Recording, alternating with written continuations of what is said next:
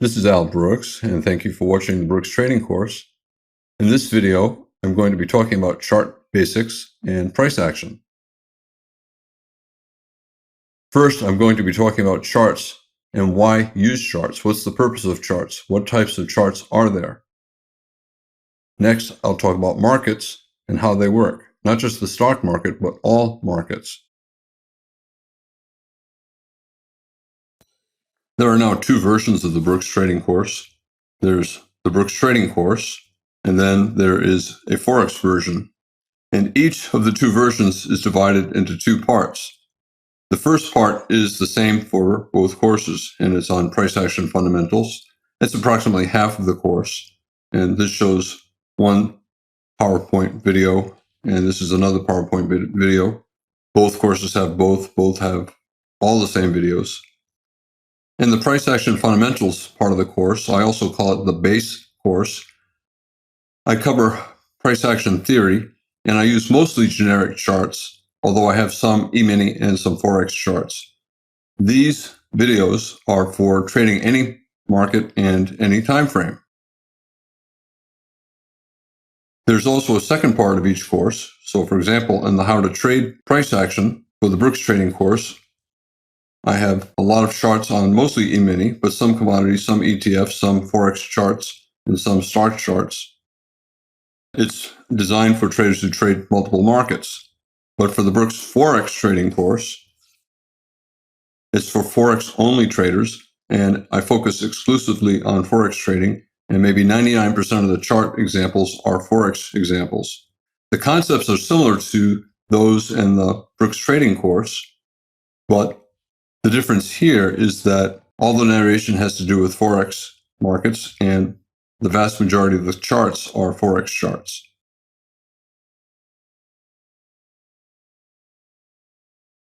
Why use charts? What's the purpose of charts? A chart shows current trades and recent trades. So here are the current trades, and these are the recent trades. Traders want to see those trades because they can then formulate an opinion as to what the market will do in the future. That lets them know, should they buy, should they sell. Day traders in general prefer candlestick charts like this. Overnight traders, institutional traders, they usually prefer line charts, which is just a line like this. You can see the overall shape of this is similar to the candlestick chart. So for example, if this is a 60-minute candlestick chart and each bar is 60 minutes, another bar 60 minutes, 60 minutes, and this is a 60-minute line chart, this chart is constructed by using only the closes, the close of this hour, the close of that hour, the close of this hour, plots them as dots, and then it connects the dots with a line. Here, the dots are so small you don't see them. All you see is the line. This low point right here represents this low close right there. This high close right here is represented by that high point right there. Again, this only shows closes. It doesn't show this high price or this high price. There is no best chart. There's simply different ways to represent trades. All charts are good. All show the same thing. Extreme forms of charts are useless. They do not help you make money. You should choose a chart that's consistent with your personality and your goals as a trader. A chart is on a computer screen. A computer screen has two dimensions. It's wide and it's high, and therefore it can show two variables. Traders usually put price on the vertical axis and time on the horizontal axis. Some types of charts have things on the horizontal axis other than time, but most traders use time on the horizontal axis and price on the vertical axis.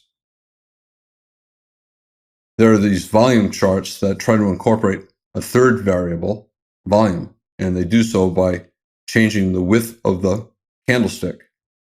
So a wide candlestick has more volume than a narrow candlestick. Most traders do not use these bars. In fact, I don't know anyone who trades successfully using these bars. What's nice about candlestick charts is you can quickly see who owns the bar. I could create bars using any colors. Typically, for a bull trend bar, a bar that opens on its low and closes on its high, I use white. Other people use green, but when I trade, I'm using white. This means that the bulls control the bar. The bar opened near its low and closed near its high. A bear bar, a black bar, is a bear bar. That means it opened at the top of the black rectangle, closed at the bottom of the black rectangle, and the bears own the bar. This does not tell me what the bar did in between the open and the close. It may have gone to the bottom, may have gone up top and bottom 5 different times. But in my mind, if I see a black bar, I know it opened here, I know it closed there. I assume bears won. The bears won the bar. If I see a white bar, I know it opened at the bottom of a white rectangle. All white bars open at the bottom. All black bars open at the top. If I see a white bar, I assume the bulls won. The bulls owned that bar.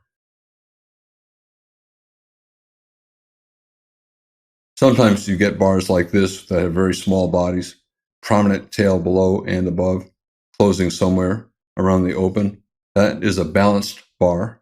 The bulls and bears were about equally strong, and I view it as a one-bar trading range. There was a lot of two-sided trading, buying and selling. You can call it a trading range bar. I call it a doji bar. Some people use the term doji to refer to a perfect doji where the open and close are exactly at the same price. I think that's useless because it's very rare. And why give a term to something that virtually never happens? For me, I see bars as either trend bars, here's a bull trend, here's a bear trend, or trading range bars, a bar that's not going anywhere. In my mind, every bar is either a trend bar, a bull trend bar, a bear trend bar, or a trading range bar, and I call it a doji bar.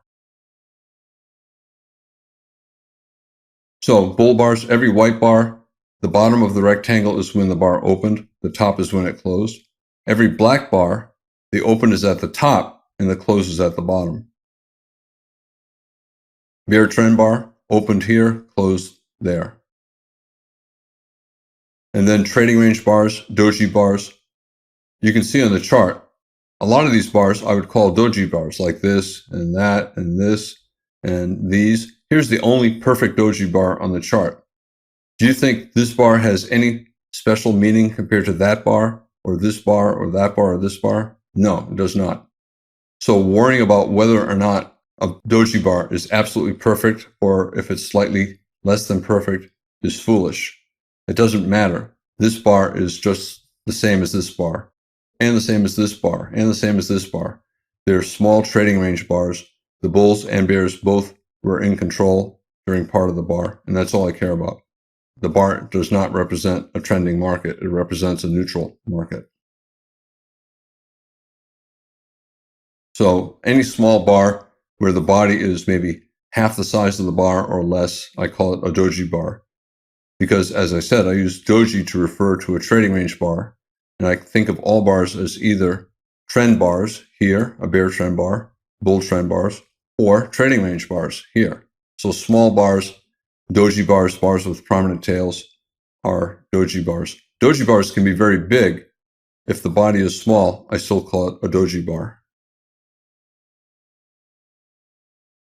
Now, you have some bars that could be doji bars, they could be trend bars. For example, here's a small bar. The body is about half the size of the entire bar's height. I would call that a small bear trend bar. If the body is half the size of the bar or more, I tend to call it a trend bar.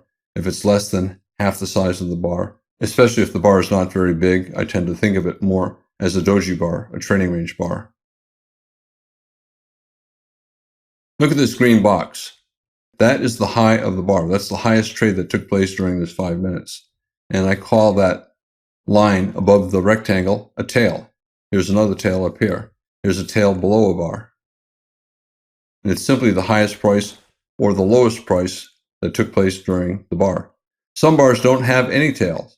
For example, here's a bull bar. There's no tail on the bottom. That means it opened on exactly the low of the bar, and the market never traded below the open of the bar. The open of the bar in this case a bull bar, is the very first trade that took place. If this is a 5-minute chart, this is the first trade that took place as soon as that bar closed. And the close of the bar, the top of the white rectangle, is the final trade. And as soon as that trade takes place, another candle begins.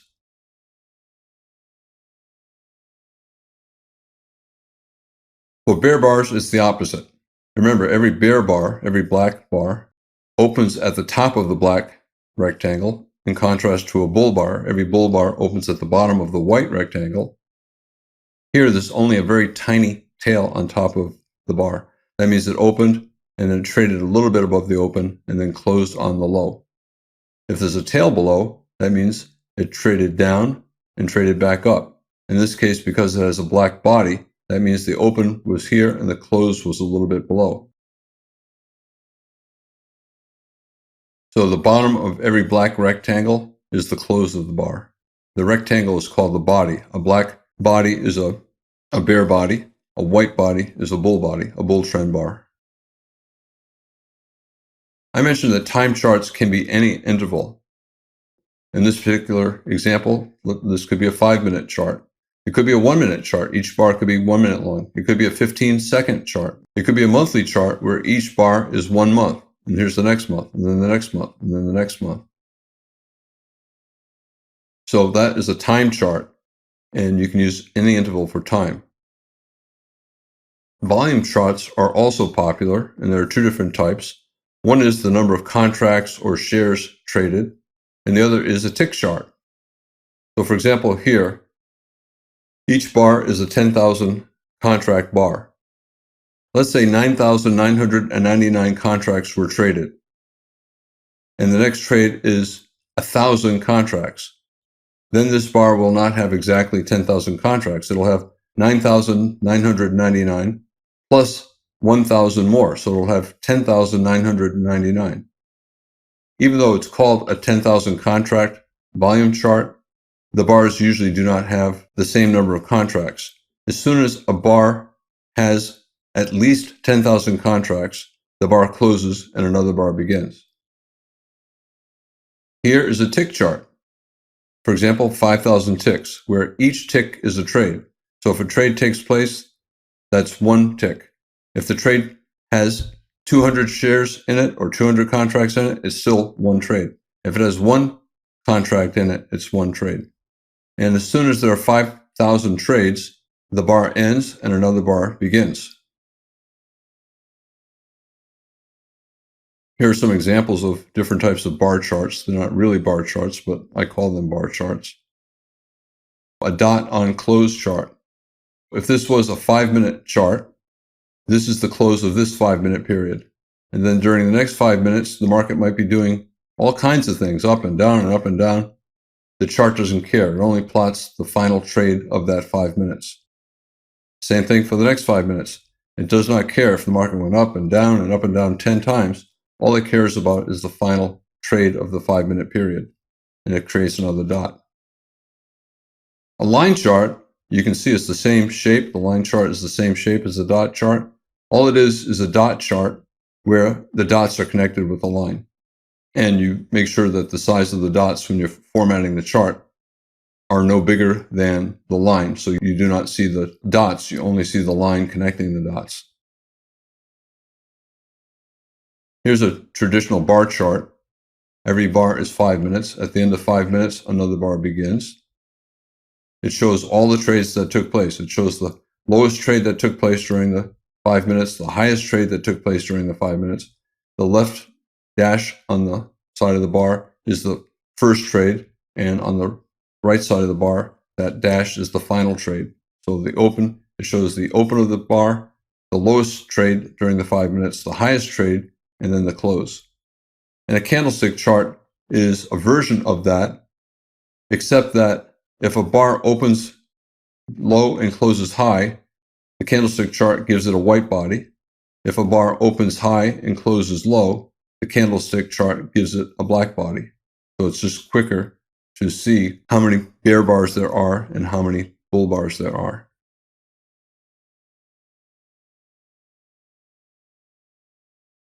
Here are candlestick charts and some other less popular charts. Some traders like to use RAIN charts, Kagi charts, CASE charts.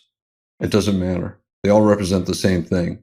You can see the general shape is similar on all of the charts.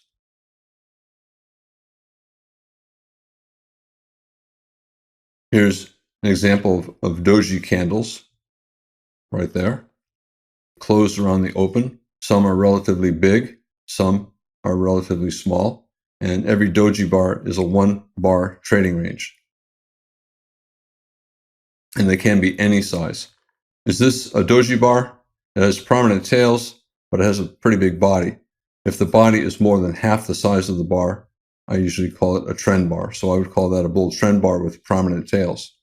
Here's a bar with a bare body. Is it a bear trend bar?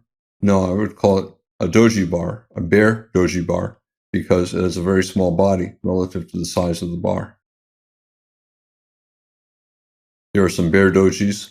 This one, the body is about half the size of the bar.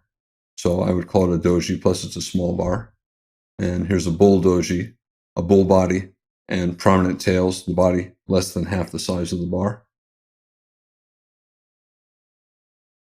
The prominent tails mean that it's a weaker trend bar, but it's still a trend bar. You'll often hear people talk about the market, or the stock market, or the futures market, or the Forex market. There are many types of markets. In every interaction in life, there's always somebody who wants to give or sell something, and there's always somebody else who wants to buy something, and they trade between one another. For example, the real estate industry creates the housing market. It's a way to buy and sell houses. If there's no market and you wanted to sell your house, you'd have to go door to door or put an ad in the newspaper, hoping that you'd find someone who wants to buy your house. More likely, you would not find many buyers. If there are not many buyers, well, guess what? They know you need to sell, and there's not much competition for them buying. They can offer a very low price. Also, for example, if you wanted to buy a house and there was no market, you could go door to door asking someone, can I buy your house? Can I buy your house? Can I buy your house? Chances are, since there's no competition, the seller does not feel like he's competing against a bunch of other sellers. He is only going to be selling for a very high price. He's an uninterested seller. And for you to get him to sell, you're going to have to offer him a very high price. The advantage of a housing market is it brings lots of willing buyers and sellers together. And therefore, you have buyers and sellers competing with one another, and it tends to keep the price fair. So if there are a lot of buyers, they are not going to pay too much. They're not going to pay too little. If there are a lot of sellers, you have a lot of people deciding what fair value is, and the housing price is more accurate, more realistic. I said the industry creates the market, just like there's a stock market industry that creates different markets, different exchanges, the New York Stock Exchange, the NASDAQ Stock Exchange. And the industry gets paid a commission. So the real estate brokers get together and they decide on a commission. So, for example, in California, a 6% commission is common.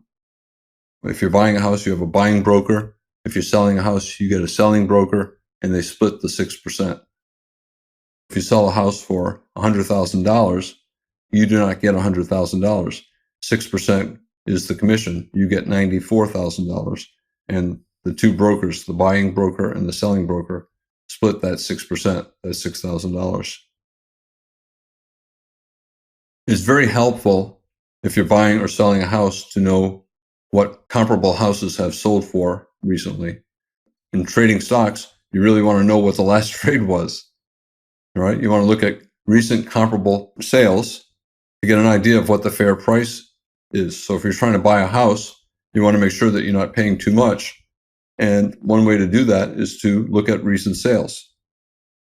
If there are a lot of people in the market, a lot of buyers, a lot of sellers, you typically do not have to wait long to sell your house or to buy another house because you trust that the prices are all just about right. So that's a tight spread between what the sellers want, for selling the house and what the buyers want for buying the house. The spread, the difference tends to be pretty tight, and it tends to accurately reflect the fair value of the house.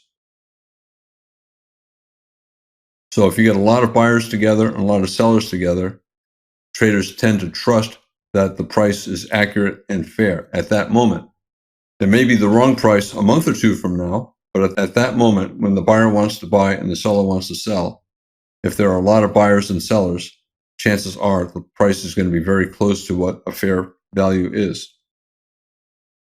So if you're selling a house and you get somebody who says, I want to buy your house, and they offer too little, at least in your mind, they offer too little, wait, because you can trust that if you priced your house fairly, you'll be offered more by somebody else.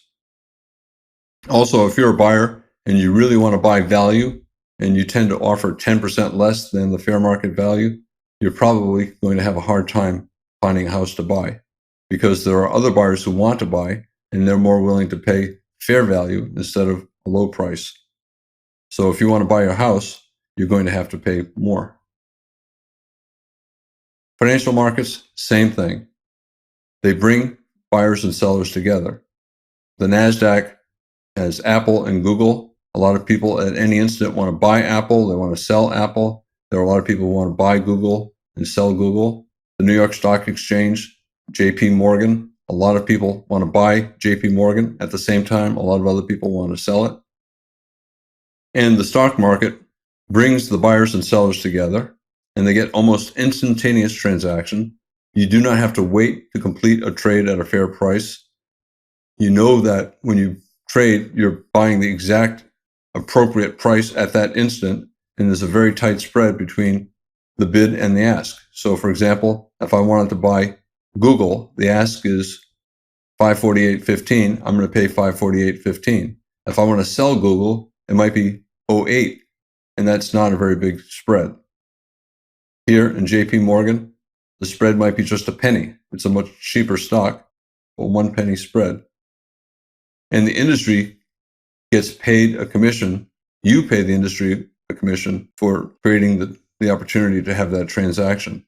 The industry, the New York Stock Exchange, for example, here, they have a building, they have the electronic infrastructure that allows buyers and sellers to come together, and they need to get paid to maintain that. And that is the commission that they charge both the buyer and the seller. In the Forex market, the commission is the spread.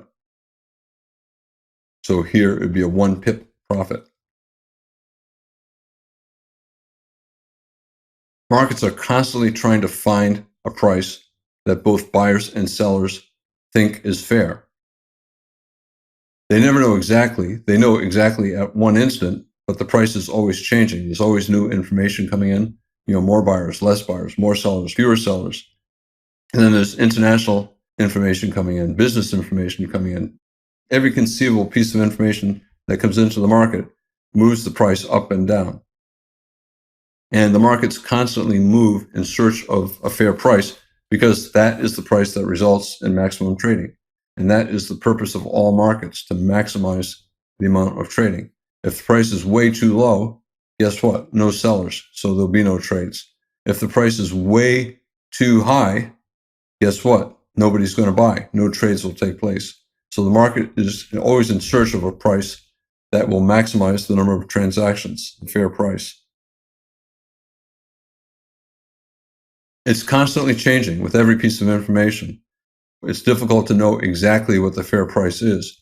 The market's constantly probing up. If it runs out of buyers and sellers come in very aggressively, the price is too high, it goes down. If all of a sudden it gets too cheap, a lot of buyers come in and the sellers stop selling at this price, they're only willing to sell higher, price goes up. The market's always probing to find out what too high is, what too expensive is, and what too cheap is.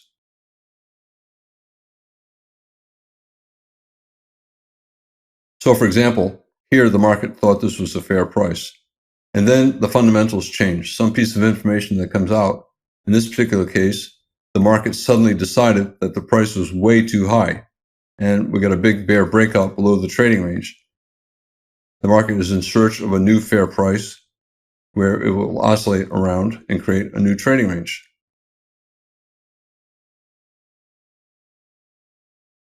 Because fundamentals change constantly, and there are countless fundamentals, you don't even know most of them. Different institutions provide news. Buyers and sellers come and go. They change reasons for buying and selling. It's changing constantly. The fair price changes constantly. However, it's usually in a fairly tight range. Most of the time, markets are mostly sideways. Some of the time, they quickly move because everyone perceives that the price is wrong. Up here, traders decided the price is too high. Buyers and sellers both decided that it's too high, so it had to move down quickly to find a price where both buyers and sellers thought the price was fair.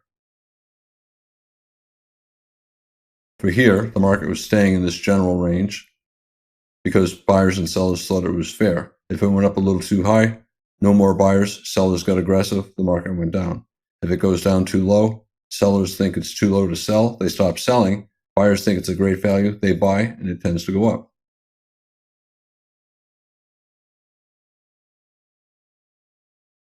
Markets constantly need reassurance that the price is right, that the price range is approximately right.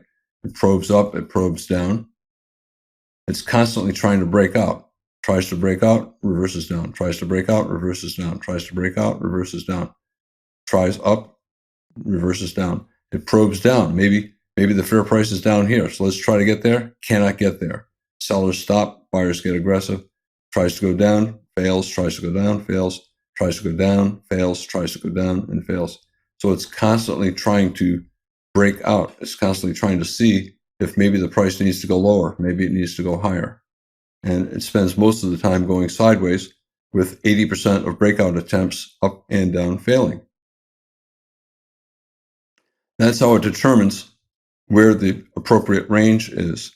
And the markets really want the range to be extremely tight. They want to bring buyers and sellers together with very little spread, and they're always in search of the perfectly fair price. The markets always want to be in trading ranges, and they prefer to be in very tight trading ranges.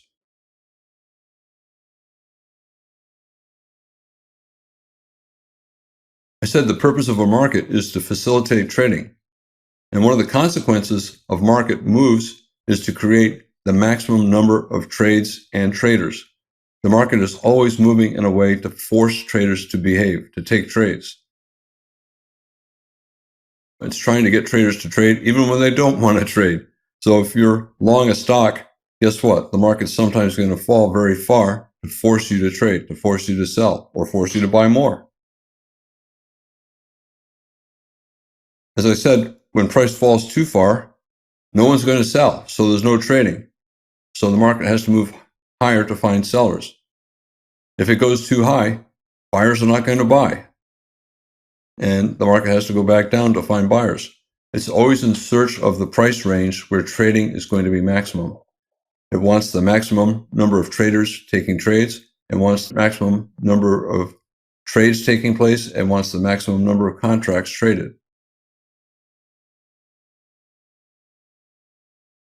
Let's say, for example, Apple is being offered at $1 billion a share. No one would buy. Since no trades would take place, the volume would be zero. The price has to come down to find buyers. In this video, I talked about the purpose of charts and the types of charts, and I also talked about how markets work. This is Al Brooks, and thank you for watching the Brooks Trading course. This video was on chart basics and on price action.